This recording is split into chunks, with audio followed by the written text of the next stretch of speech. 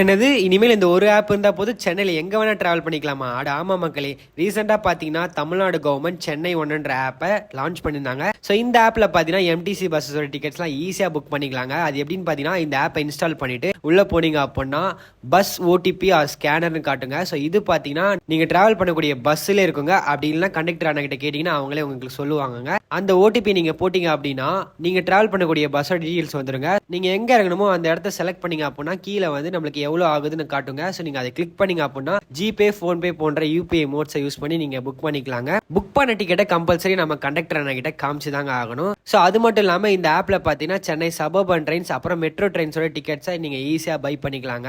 So இது மூலமா பார்த்தீங்கன்னா சேஞ்ச் தேடணும் அப்புறம் லைனில் நிற்கணுன்ற அவசியமே இல்லைங்க. இந்த ஒரு ஆப் வச்சு டிக்கெட்ஸ்லாம் புக் பண்ணி சும்மா சென்னையில் ஜாலியாக ட்ராவல் பண்ணிக்கலாங்க. ஸோ மறக்காம நிறைய பேருக்கு இந்த ரீலை ஷேர் பண்ணி விட்டு தெரியப்படுத்துங்க மக்களே. அதுக்கப்புறம் பார்த்தீங்கன்னா இந்த ரீலுக்கு ஒரு லைக் போட்டு இந்த மாதிரி யூஸ்ஃபுல்லான கண்டென்ட் போற என்ன மறக்காம இன்ஸ்டாகிராம்ல ஃபாலோ பண்ணிக்கோங்க மக்களே. பாய்.